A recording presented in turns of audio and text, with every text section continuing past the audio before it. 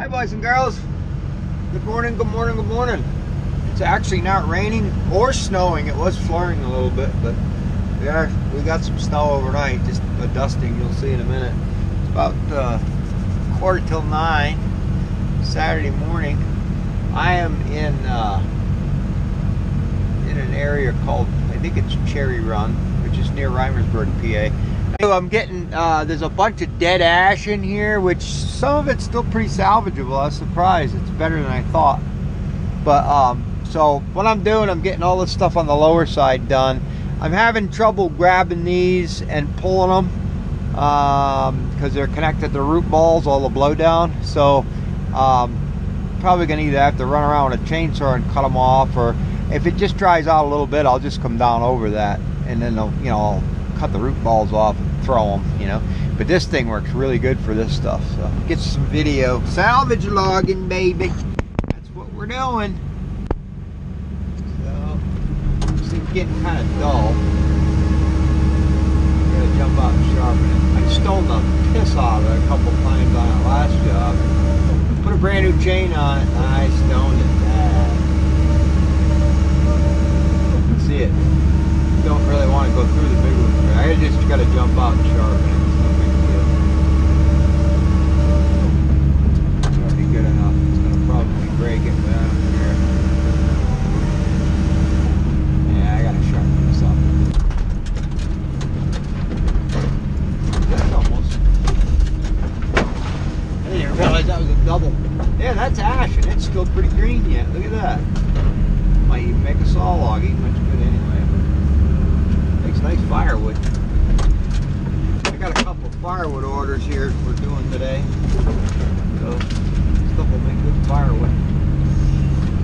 That's why I couldn't cut that very long. But I do got to sharpen this thing. It's duller. It's duller than an old rub hoe. Oh yeah, I gotta get out and sharpen it.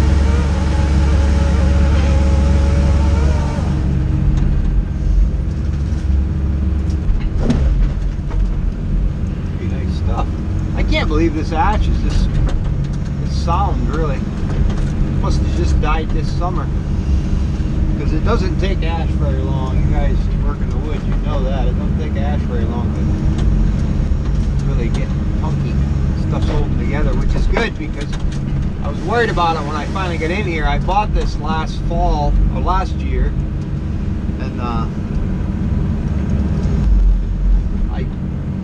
just been putting off getting over here, and I was getting worried that the ash was going to be too far gone. Some of it is, but some of it's not too bad. So look at that thing up there in the sky. I don't know what that bright thing is. I hear tell that it makes heat and stuff. I don't know. We never see that around here. It's a rarity. So I'm making my drags very small in here. In case you wonder why I'm doing that. Because that little bulldozer, you load it up too heavy and it's too much for it, It's not a big skidder. But it'll pull these little drags out nice and neat. So I had a couple in here that I obviously had made for the skidder yesterday. Well, I made them a couple days ago. The idea was that I was going to pull them with the skidder, and it's just so friggin' wet. Well, I'll pull them with the dozer. I got the dozer here. They were just a little too much. It rared up.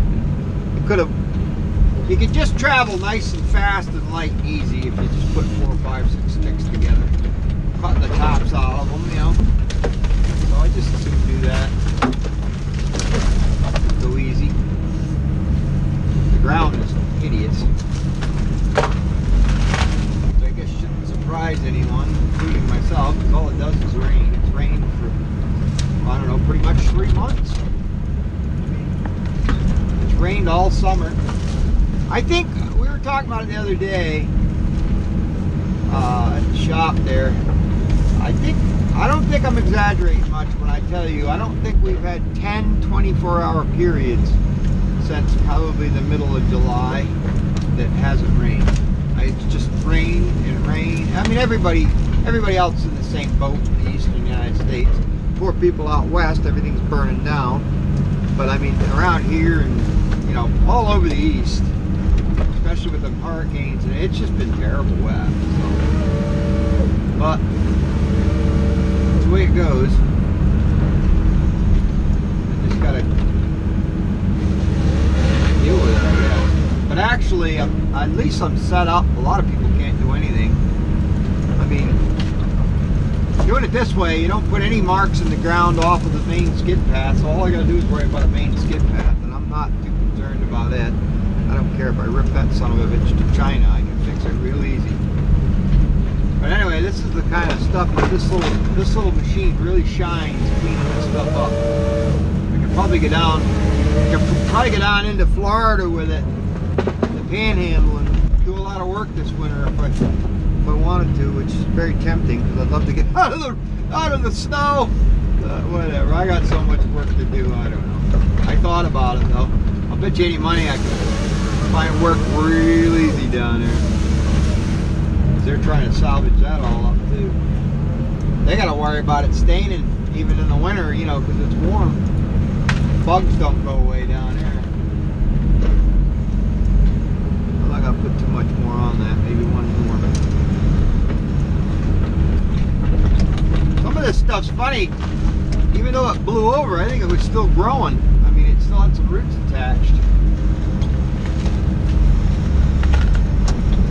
Stick. What a shame. I mean, man, that thing must have been pretty potent when it come through here. Usually we don't get them too strong, but must have been at least a F1 or 2 to up here. It really flattened it. Then there's another piece over the ridge. I'm going to try and look into that too, see if they want to sell it. It's actually got some nice timber on it. It blew over. Probably still salvageable if we get at her. I don't know. I'll ask them. See what they say.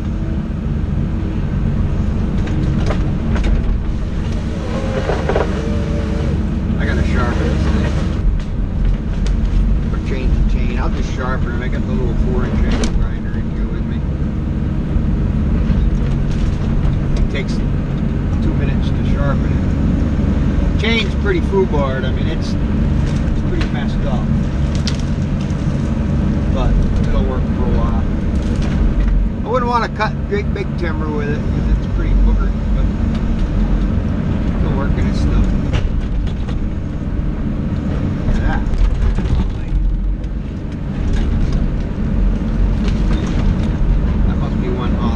The other day when I poked the road in, so it plows.